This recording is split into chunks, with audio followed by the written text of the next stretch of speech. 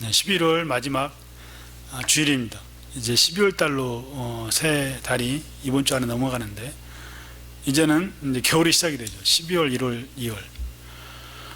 겨울이 되면은 저도 겨울에 어항이 깨져보고 가정에서 수도관이 파열이 되고 그런 걸 느낄 때마다 그 짧은 시간에 사고가 터집니다.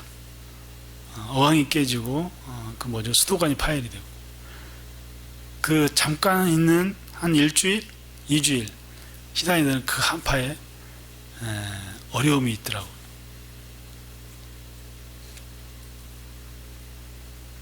그 3개월을 이제 지켜봐야 되는데 우리가 이 겨울이 오기 전에 우리는 빨리 안전에 대한 대비를 다 해야 돼요. 늦가을을 만끽하면서 초겨울이 올 때 얼마나 더 춥습니까? 얼마나 더 추운 계절이 오는지 빨리빨리 그것들을 대비를 해야 되더라고요. 저도 집에 유리창이 깨져서 그걸 복구를 해야 되는데 방법이 없어요. 빨리빨리 그거를 유리를 붙여야 되는데 유리를 사오고 그 다음에 붙이고 하는데 비용이 만만치 않은 거예요. 그래서 플라스틱을 이렇게 크게 맞춰 가지고 그 유리 안에 붙이는 방법으로 그렇게 하면은 일단 겨울의 그 추운 한파는 이겨낼 수 있겠더라고요.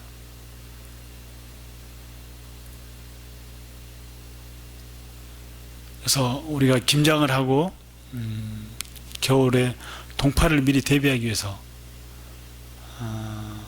안전을 준비하고 예비하는 것도 우리들의 또한 일입니다.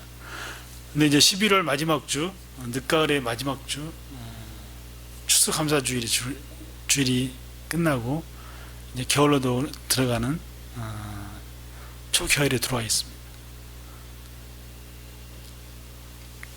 이 시간이 되면은 사실 12월 달에 이제 크리스마스가 있어. 크리스마스를 준비해야 되는데 사실 크리스마스는 이제 동지죠. 동지가 가장 이제 해가 가장 저점을 향해서 가기 때문에 새로운 해가 시작이 되지 않습니까? 그래서 동지를 옛날에 뭐라 그러죠? 저기 로마 쪽에서는 그 날을 태양절로 얘기했다 그래요. 이제 태양이 저 밑에 갔다가 새로 시작이 된다. 그때는 옛날 사람들은 지구가 돈다는 걸 몰랐잖아요. 지구가 돈다는 걸 몰랐죠. 지구가 돈다는 걸 몰랐기 때문에 그들은 태양이 저 밑에 갔다가 이제 새로 시작이 되는 날. 그들이 그래서 태양절이다. 그날을 또 우리 기독교를 공인했던 로마가 크리스마스로 그날을 정하죠. 그래서 예수 그리스도 탄생한 날로. 사실 예수 그리스도는 겨울에 태어난 게 아닙니다. 봄 아니면 가을로 지금 보고 있죠. 그래서 이제 우리는 겨울을 준비하고 크리스마스를 준비해요. 그래서 항상 기쁜 날이어야 되는데 교회 안팎으로 너무 많은 것들이 있습니다. 저도 이제 집에 유리창도 복구를 해야 되고 그 다음에 이 교회 예배당을 다른 데로 또 옮길 좀 생각이 있어요. 그래서 교회 자생력을 위해서 우리가 그 식당을 하나 오픈하고 주중에는 식당으로 주말에는 예배당으로 이렇게 쓸 자리를 지금 구해보고 있습니다. 그리고 이런 자리는 우리가 미리미리 그 청소년들을 불러들여서라도 예배를 드리고 청소년센터를 우리가 만들어서 그 예배당에서 귀한 어린 자녀들이 음악이라든가 미술이라든가 예체능이라든가 이런 데에서 빨리 자기 재능을 깨닫고 그런 쪽으로 갈 수 있는 그들에게 자기의 소질과 꿈을 키워나갈 수 있는 그런 센터들이 제가 우리 신학교에서 윤영식 전도사님이라는 분이 있었는데 그분이 지금 목사 역할을 하고 그걸 하시더라고요. 소년센터, 소년센터. 그 지역 군가 봐요. 그 지역 안에 소년센터를 자기가 관리를 해서 목사 신분으로 그 센터를 키우는 거예요. 그래서 앞으로는 우리들에게 필요한 것들이 뭐 교회를 크게 뭐 세우는 것보다도 정말 이런 기독교 센터들, 아이들의 꿈과 희망을 주는 센터들, 이런 것들을 통해서 우리가 그들을 섬기는 것, 이런 것도 가장 바람직한 것 같아요. 오늘 우리가 가정예배에 대해서 말씀을 나누는데, 가정은 사실 남편과 아내 그리고 아이들이 있습니다. 남편은 아내를 사랑하고 아내를 괴롭게 하지 말라. 아내는 남편에게 복종해라. 복종해라. 왜 복종하라고 했을까? 그게 주 안에서 마땅하다고 그랬어. 왜? 여성들이 남편에게 복종하지 않으면 말이 많아지고 그 가정이 불화가 심합니다. 그래서 아내는 남편에게 무조건 복종해야 돼. 이게 주 안에서 그게 마땅하다. 이게 기독교 가정의 복음 내용입니다. 그런데 그러면 남편이 제 역할을 못하면 아내가 반발할 수 있죠. 그래서 이 가정은 선순환이에요. 남편은 아내를 교회처럼 사랑하고 아내는 남편에게 복종해야 되는, 따뜻한 말 한마디로 그래야 가정이 올바르게 서진단 말이에요. 자녀들은 부모에게 모든 순간 모든 일마다 순종해야 돼. 자녀들은 모든 일에 부모에게 순종하라. 저도 자라면서 부모에게 순종을 못했습니다. 또한 사춘기가 되면 어떻게 됩니까? 뛰쳐나가고 싶죠. 이제 그 부모 곁을 떠나서 새로운 세상을 또 밟아 나가야 돼요. 그래서 사춘기는 우리들에게 필요하면서도 어떻게 보면 반항의식이에요. 그 사춘기 시절에 부모를 거역하면서 새로운 길을 찾고 싶어, 그런 마음도 있고, 반대로 부모의 그 사랑이 그리울 때가 또한 사춘기 시절.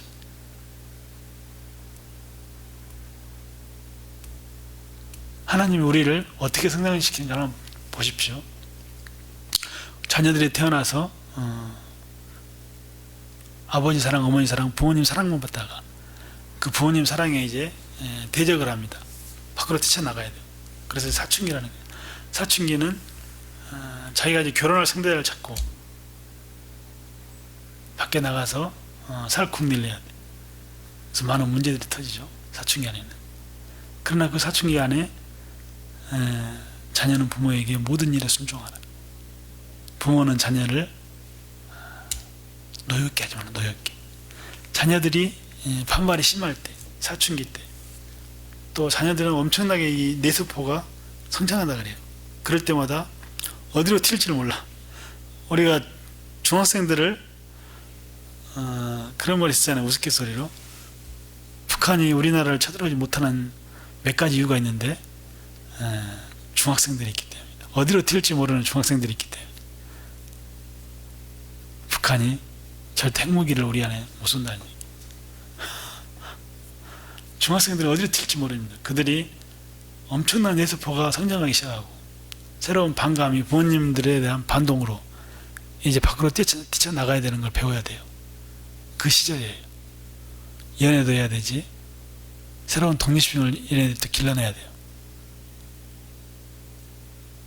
그 어려운 가운데 부모님의 사랑이 또한 그리웠기도 하지만 부모님의 사랑을 떠나서 이제 밖으로 나가고 싶어요. 그렇지만 성경은 자녀들은 부모에게 모든 일에 순종하라고. 그게 주 안에서 기쁨이라. 이는 주 안에서 기쁘게 하는 것이다. 이게 주 안에서 기쁘게 하는 것.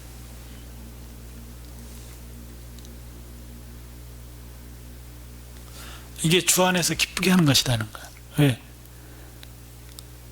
사춘기 시절 사실 어렵죠. 부모님께 순종하고 부모님께 나를 이렇게 사랑해달라, 나 이렇게 좋게 대해달라, 그런 말도 못하고 반발심부터 먼저 냅니다. 그 순간에, 그 일에, 그 시절에 부모님께 모든 일에 순종한다는 게 사실 힘들어요. 그래서 자녀는 모든 일에 부모에게 순종하라. 이것이 주 안에서 기쁘게 하는 것이다. 사실 기쁘게 못할 때가 얼마나 많죠. 다 순종하지 못하죠. 왜? 연애도 해야지 밖으로 뛰쳐나가야 돼. 그렇게 해서 세상을 배우고 있어. 이게 매우 육적인 건데 사실은 그렇게 거치지 않아도 하나님이 다 책임져 주십니다. 연애 없이 결혼할 수도 있고, 그거 하지 않아도 우리가 독립심을 기를 수 있고 밖으로 뛰쳐나갈 수 있어. 주 안에서 순종하면서 그 일을 다 할 수 있습니다. 그래서 자녀는 주 안에서 모든 일에 부모님께 순종해라. 이것이 주 안에서 기쁘게 하는 것이다. 부모들은 자녀들을 노엽게 대하지만 노엽게. 자녀들이 말을 안 들죠. 그냥 죽이고 싶죠. 한 대 때리고 싶고. 부모들은 자녀들을 노엽게 하지 말라. 제가 항상 아직도 저도 자라면서 감성이 예민할 때 있잖아요. 사춘기 시절. 여자에 대한 그 사랑이. 그때 한참 제가 드라마를 보고 있는데, 이제 부모님이 못마땅한 거예요. 일은 안 하고 맨날 어디 연애나 못된 것들 하려고 놀러나 다니고. 그때 내가 엄청 감성 예민할 때 드라마의 사랑을 보고 있는데 갑자기 그 TV를 꺼버리는 거예요. 그 TV 안에 뭐 아무것도 없습니다. 다 짜내서 만드는 것들이에요. 근데 그 사랑을 못 잊어서, 그 사랑이 어떻게 될지 몰라서 그 드라마를 못 보게 하니까 엄청 울분이 나는 거예요. 부모님께 대한 반항이 생기고 자살하고 싶은 생각도 들어요. 그래서 그 어린 마음에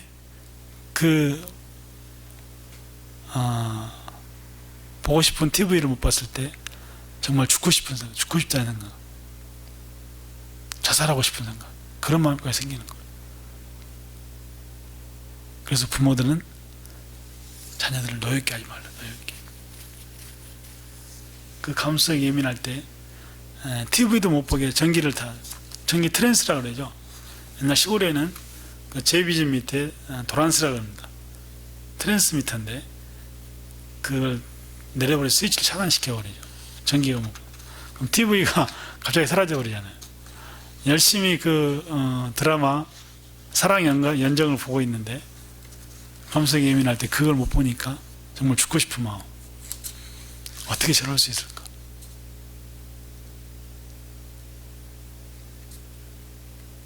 그래서 부모는 자녀를 노엽게 하지 말라.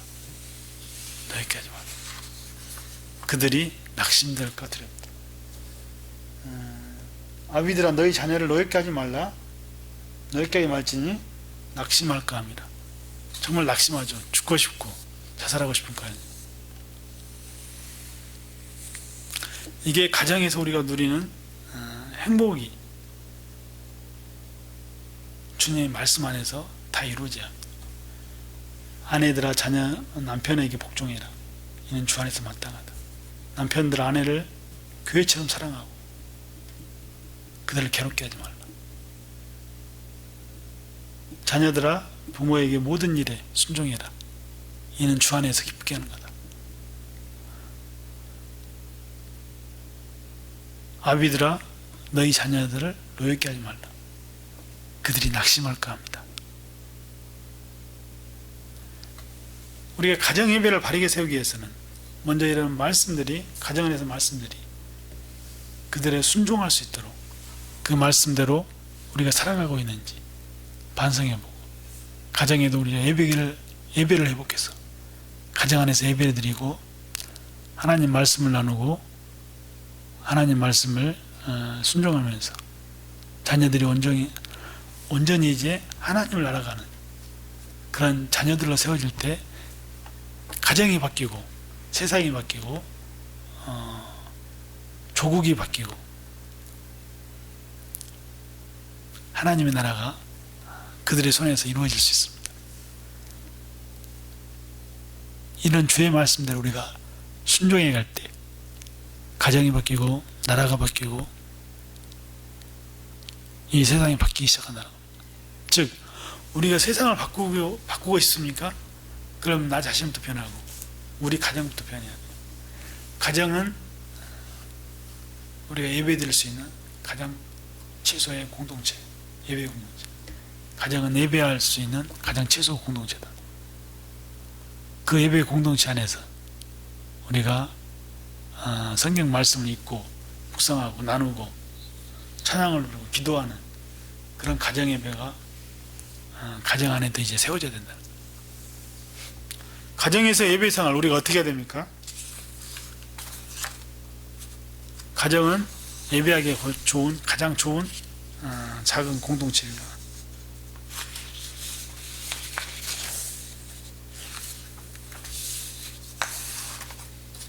그래서 가정은 가장 좋은 예배 공동체이자 가정이 예배를 회복해야 세상을 바꿀 수 있습니다. 가정이 성경 말씀을 읽고 나누고 묵상하고 기도하면 가정이 바로 섭니다. 가정이 성경 읽기와 나누고 묵상하기와 기도하기를 쉬지 않을 때 가정이 바뀌고 세상을 바꿀 수 있습니다. 우리가 세상을 바꾸려면은 나 자신부터 변해야 되고 우리 가정부터 변해야 됩니다. 그렇지 않으면 세상은 절대 변하지 않습니다. 항상 악으로 가득 차 있고 그 죄악 가운데에서 삶과 죽음의 문제가 결정이 됩니다. 그래서 우리들은 주의 말씀대로 살기 위해서 몸부림쳐야 되고 주의 말씀대로 행하기 위해서 가정에서 예배드리고 기도하고 성경 읽고 묵상하고 나누는 것들이 가정 안에서도 행해져서 가정 예배로 가정이 바로 사는 그런 나라, 그런 조국이 되어야 된다. 식탁에서 말씀을 나누고 교제하는 성만찬까지 가정에서 행해져야 됩니다. 이게 바로 가장 작은 예배 공동체이자 우리 가정이 바로 서는 길이고 이 가정이 바로 설 때 나라가 바뀌고 세상이 바뀌고 하나님의 나라가 온전히 이루어질 수 있습니다. 그래서 정말 우리가 애국하고 세상을 바꾸고 있습니까? 나 자신부터 변해야 되고 우리 가정부터 예배하는 예배 공동체가 가정에서부터 시작이 돼요.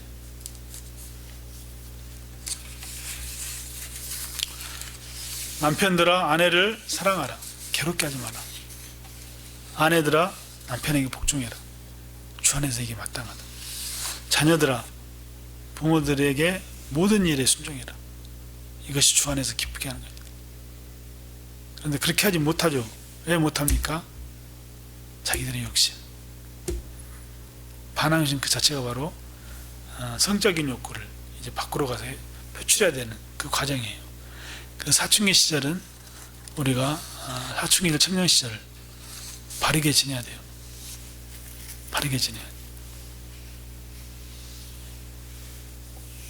그 시절들이 하나님께 온전히 붙잡혔을 때 우리가 세상을 바꿀 수 있고 나를 바꾸고 가정을 바꾸고 세상을 바꿀 수 있는 그 계기와 문화가 우리 안에 생기기 시작해야 돼. 그게 바로 나 자신부터 하나님 말씀 묵상하고 우리 가정에서부터 예배드리고 그 말씀대로 살려고 노력하는 몸부림치는 몸부림들이 우리 안에 있어야 된다는 거예요. 그게 바로 가장 작은 예배 공동체인 가정에서부터 우리가 시작을 해야 된다. 결론입니다.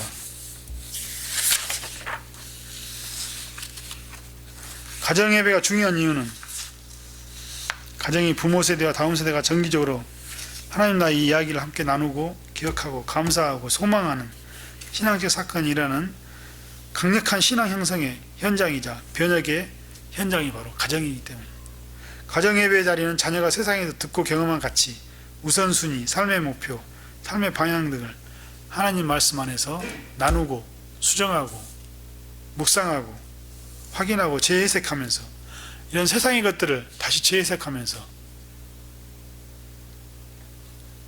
우리가 하나님을 알아가고 하나님께 온전한 예배할 수 있는 예배자로서 거듭날 수 있는 길이 이 길을 통해서 형성이 됩니다. 그래서 가정예배 자리가 기독교 교육의 가장 좋은 현장이기도 하고 세상 것을 가져와서 하나님 말씀 안에서 재해석하는 이런 노력들이 가정 안에서도 예배를 통해서 회복되고 예배를 통해서 온전히 행해져야 우리 가정들이 바르게 살아나고 우리나라가 온 세상이 나 자신에서부터 우리 가정에서부터 새로워지고 변혁이 되고 바꿔지는 역사가 있게 될 줄 믿습니다.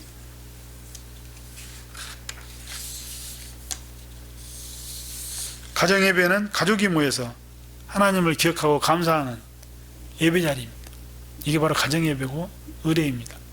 가정에서 하나님을 기억하고 감사하고 하나님께 찬송을 드리는 그 공동체가 그 예배와 그 예식이 그 의례가 바로 가정예배라는 거예요. 이 가정예배가 우리를 바꾸고 세상을 바꾸고 우리나라를 바꿀 수 있어요. 그래서 나 자신부터 세상을 바꾸기 위해서 나 자신부터 우리 가정부터 식탁교제하면서 하나님 말씀을 읽고 묵상하고 나누고 세상의 그 문화들을 다시 재해석해서 서로 나누고 하나님이 주시는 그 지혜로 이 세상을 바르게 해석하고 바르게 이겨내는 건전한 예배자리와 건전한 가족문화가 건전한 가정예배가 우리 안에서 이루어질 때 우리가 세상을 바꿀 수 있고 하나님이 주시는 그 사랑으로 세상에 온전한 그리스도인으로 설 수 있는 그 길이 가정에서부터 시작이 된다는 것.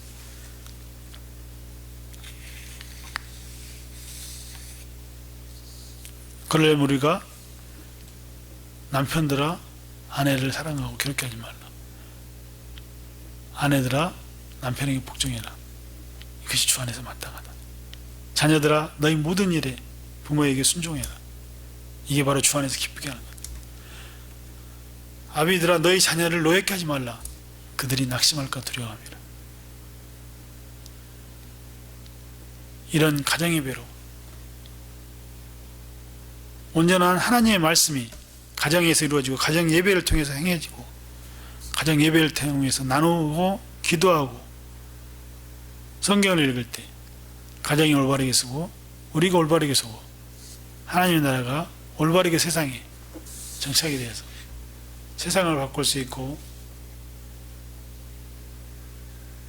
복음이 이 세상을 지배하는 그런 시절이 올 수 있도록 우리들을 사용해 달라고 기도하는 올바른 가정이 되어야 될 줄로 믿습니다.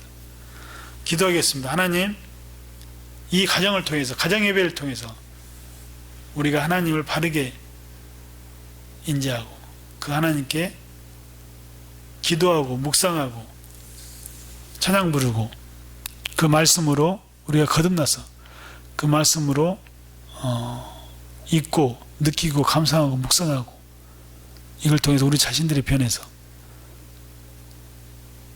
세상에 복된 하나님의 자녀로서 거뜬히 살아갈 수 있도록 저희들 인도하여 주시옵소서. 가정이 살아야 나라가 살고 가정이 살아야 세상을 바꿀 수 있다는 것을 나 자신부터 변하고 우리 가정부터 예배자로 하나님의 말씀을 읽고 묵상하고 우리 가정에서부터 하나님 말씀대로 살려고 몸부림치는 그런 복된 가정이 다 될 수 있도록 저희들을 인도하여 주시옵소서. 감사드리며 예수님으로 기도합니다. 아멘. 축도합니다. 이제는 우리 주 예수 그리스도의 은혜와 성령 하나님의 일교통 충만하신가 아버지 하나님의 사랑이 오늘 말씀을 듣고 가정이 회복되고 가정 안에서 하나님 말씀을 읽고 묵상하고 나누고 기도하고 찬양을 부르면서 성막창까지 가정 안에서 온전히 이루어지는 그런 예배의 자리가 가정에서도 세워질 수 있도록 저희들 인도해 주시고 그 말씀대로 살려고 몸부림치는 모든 성도들을 머리 위에 하나님의 사랑이 영원히 함께하기를 축원하옵나이다. 아멘. 감사합니다.